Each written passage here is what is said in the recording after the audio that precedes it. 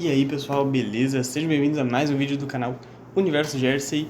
Hoje vamos falar um pouco sobre um tema aqui de uma série que eu quero criar, que é o gerenciamento de propriedades. Vamos falar especificamente sobre genética, avaliação genética e entre aspas. Já adianto de antemão que isso não vai ser um vídeo que você vai poder sair selecionar o gado, né? Você precisa de um técnico que te auxilie, mas isso vai te dar uma boa base para você discutir as melhores mudanças para fazer aí no seu rebanho. E é aquele negócio, tem muito espertinho nesse mundo que às vezes o cara vai lá, roda os touros aí, às vezes te empurra uma bucha, e tu vai poder olhar no seu catálogo e ver se isso realmente faz sentido ou não faz sentido essa decisão, e você vai poder questioná-lo. E a justificativa de tipo, esses touros que rodaram no programa não é muito firme, assim, não é muito confiável, então fique esperto. Então, antes de começar o vídeo, temos aí algum censo de vacas holandesas e vacas Jersey, e eu acho interessante a gente comentar um pouco sobre. Então, as vacas holandesas lá, elas produziram 11.200 kg de leite por ano.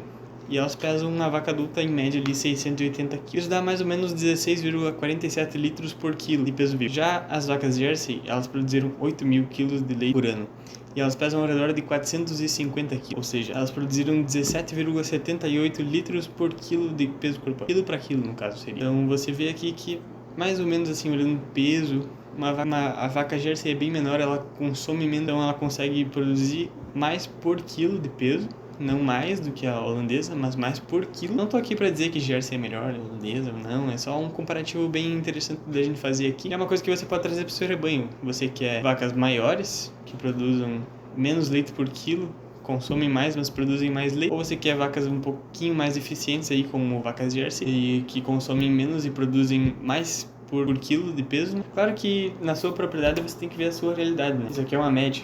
Tem vacas que estão muito acima da média, vacas que também estão muito abaixo. E outra coisa que vem tomando bastante conhecimento é que, por exemplo, lá na Nova Zelândia eles utilizam Kiwi Cross, que é o cruzamento de Jersey com holandês, que é algo que dá super certo para eles, porque as vacas Jersey elas são mais resistentes ao calor, então por parte do pastejo elas são melhores. Já as vacas holandesas elas produzem mais, e a vaca Jersey produz mais gordura e proteína. Mas em relação vacas Jersey, vacas holandesas e a Kiwi Cross no meio, a Kiwi Cross no meio ela apresenta ainda mais eficiência, tanto em gordura, proteína e quantidade de leite, e também a saúde, né? Saúde é uma coisa bastante requisitada, bastante desejável. É uma coisa que dá para se olhar, mas é uma coisa bastante discutível assim, porque tem que ser feito da maneira certa. Então é importante você ter um técnico que saiba fazer isso e que seja ético, né? Que não vai te empurrar buchas. Então vamos entrar para a parte de avaliação genética agora. Então, cara, vocês já pensaram o como é importante a inseminação artificial? Antigamente era tudo feito com touro. Touro não traz segurança, cara. Imagina você ter uma criança pequena aí na sua propriedade e ela ser atacada pelo seu touro da propriedade.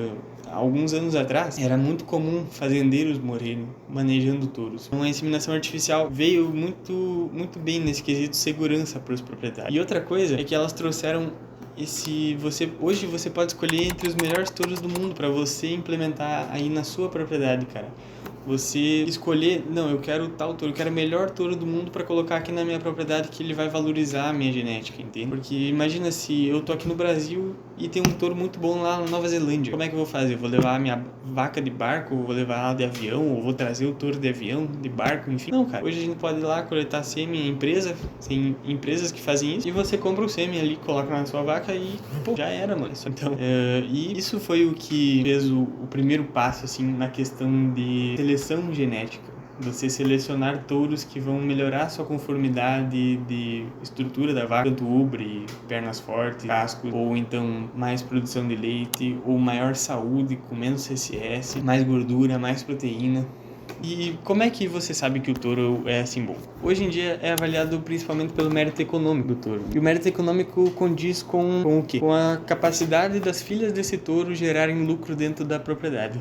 Então, mas não entendo mal, a gente não vê as vacas como uma mera produção aí de renda. São vacas, cara, a gente vê vacas como vacas, né? A gente até tem o apego e tal, só que a produção de leite é algo que custa muito, é algo que tem margens apertadíssimas, então a gente precisa produzir com o máximo, não o máximo, mas com o máximo de eficiência. Então não adianta você produzir muito com uma margem super apertada, porque alguém que vai estar produzindo menos vai estar com uma margem muito maior e vai estar recebendo melhor do que você. O produtor precisa de uma vida digna, né, cara?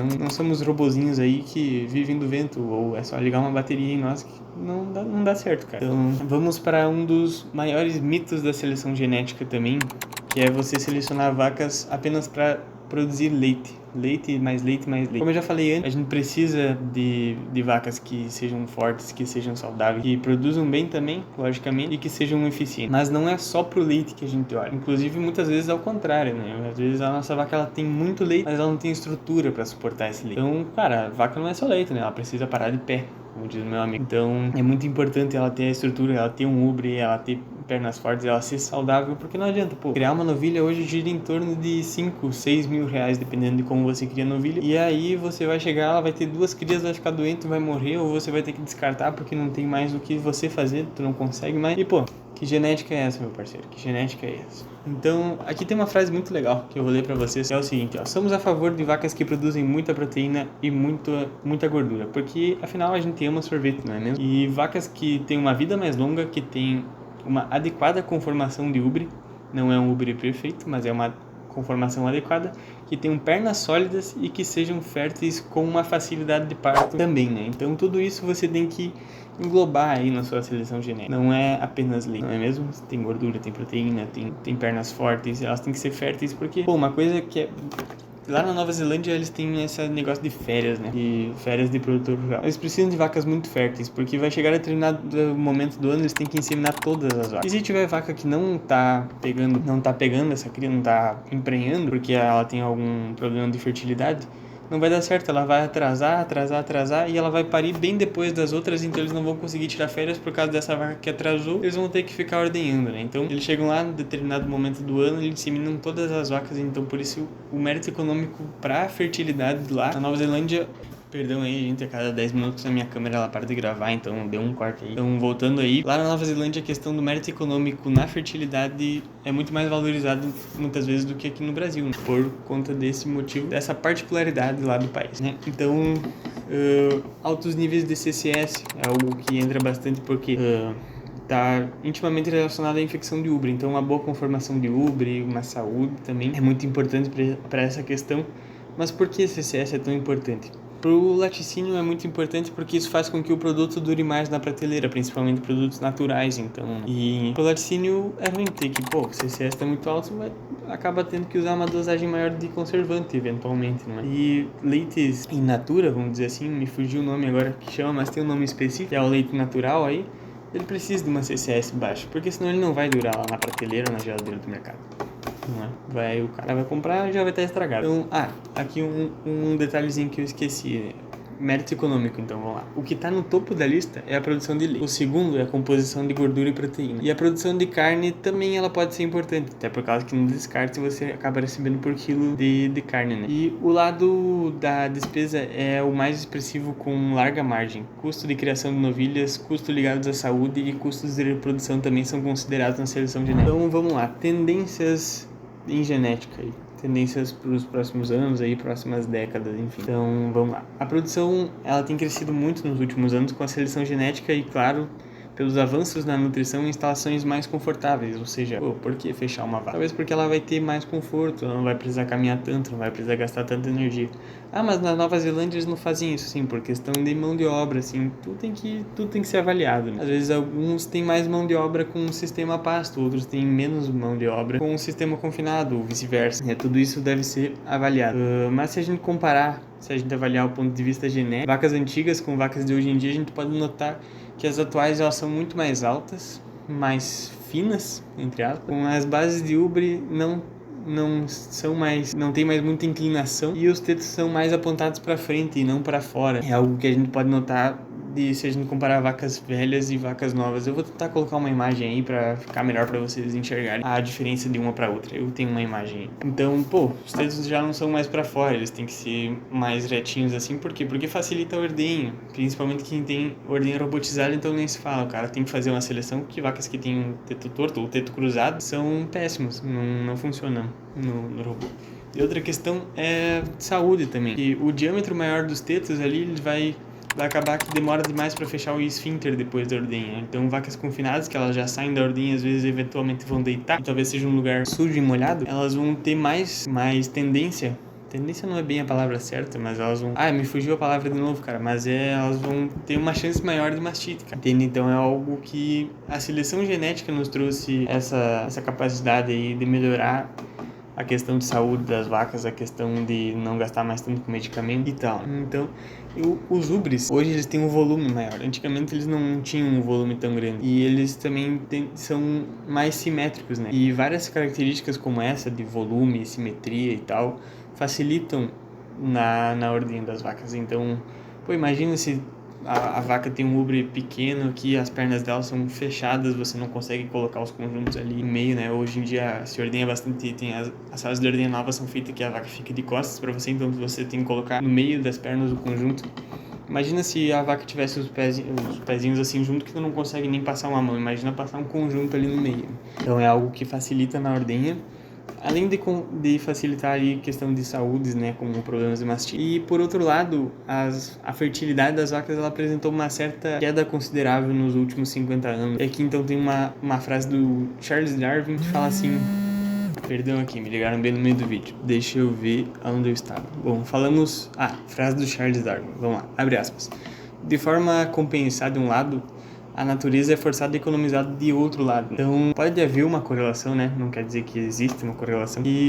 Então, a gente forçando as vacas para ter mais saúde, para que elas engordem mais fácil, para que elas tenham maior eficiência, talvez a natureza esteja dando uma pegada assim na questão da fertilidade das vacas, que tem caído de uma forma, não é...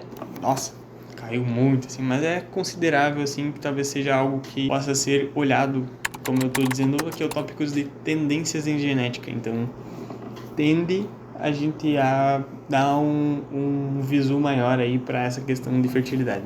Então, existem 4 principais fatores que determinam a taxa de variação genética.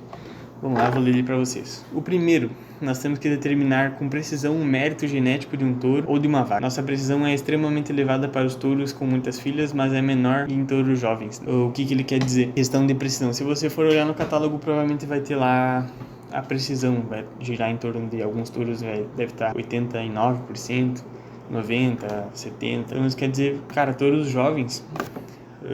antigamente, que não existia genoma, às vezes dava 6 anos para você ter uma confiabilidade. Por quê? Porque eles tinham que ter várias filhas, existe um certo mínimo de filhas aí, e aí as filhas tinham que ser avaliadas, então isso demorava às vezes 6 anos para tu saber se um touro era realmente bom. Então, já é quase o fim da vida útil daquele touro, entende? E hoje em dia a gente já conseguiu cortar para um pouco mais de 2 anos aí, com questão do genoma, só que a confiabilidade ainda não é tão excelente assim, ele ainda precisa de um número mínimo, mas você já tem uma boa ideia daquele touro. Então, às vezes você tem um touro, aí tu vai dizer, mas aquele touro aqui, ele tem um mérito econômico de X e a confiabilidade é bem alta. E outro touro tem um mérito econômico maior, mas a confiabilidade dele é bem menor. Por que o meu técnico escolheu esse touro que tem a confiabilidade menor? Porque mesmo que essa confiabilidade seja baixa e vamos supor que aconteça o pior e aquele touro possivelmente seja uma catástrofe, a princípio ele não deve ser pior do que esse touro aqui. Talvez ele chegue bem próximo, mas ainda não deverá ser pior do que esse dali. Então, a pessoa técnico também, tu não vai escolher um touro ali que tem uma confiabilidade de 50%. Então, segundo lugar, temos que ser mais exigentes, né? Por causa da inseminação artificial. Podemos obter milhares de descendentes de um único touro só, né? Portanto, devemos usar apenas dos melhores touros. Por isso, eleva a nossa intensidade de seleção. A transferência de embriões, fertilização in vitro, tem ajudado bastante a aumentar essa intensidade de seleção para fêmeas também. Então, a gente tem que ser mais exigente na nossa seleção genética e, de preferência, utilizar os melhores touros aí. Claro que às vezes é caro, às vezes tu vai deixar para depois, vai tentar usar métodos mais baratos, mas que também melhorem o rebanho. Para nós também foi assim no começo, a gente começou com técnicas mais baratas, depois a gente melhorou.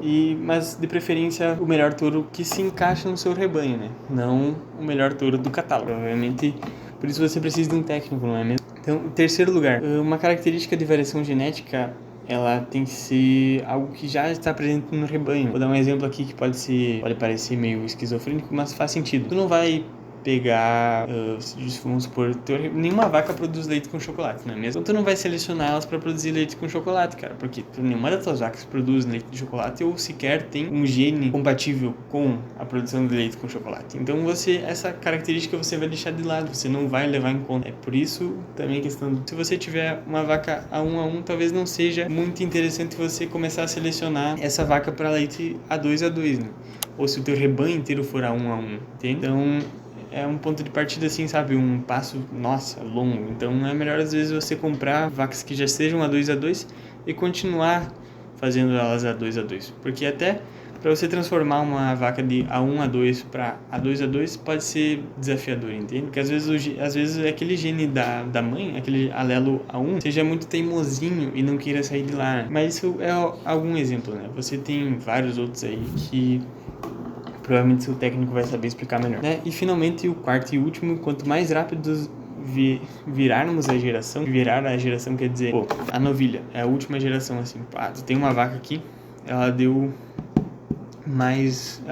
uma outra novilha, e essa novilha de preferência deveria dar outra novilha. Essa outra novilha vai ser a tal da virada de geração, não é mesmo? Então, cada vez essa virada de geração vai fazer com que você dê passos mais longos, entende? Porque essa vaca foi selecionada, ela deu uma novilha. Se essa novilha der outra novilha, ela vai parar aqui. Mas se essa novilha der um macho, não que seja, catastrófico, faz parte, né? Mas de preferência, se puder usar semi-sexado aí nas suas novilhas. E se essa vaca for dar outra fêmea, talvez ela esteja um pouquinho melhor do que essa novilha daqui, mas provavelmente ela vai estar ali mais ou menos no mesmo ponto devido à mesma carga genética, né? Então, enquanto antes a gente virar a geração, mais rápido a gente vai fazer, de fato, mudanças no rebanho, não é mesmo? Então, isso a gente chama de intervalo entre gerações, que é a idade dos pais quando os seus filhos nascem. Então, quanto menor for o intervalo de gerações, melhor aí e mais resultado você vai ter em curto prazo, vamos chamar assim, sendo que na verdade a seleção genética ela demanda de um longo prazo. Então vamos para o último tópico agora, tecnologias em genética.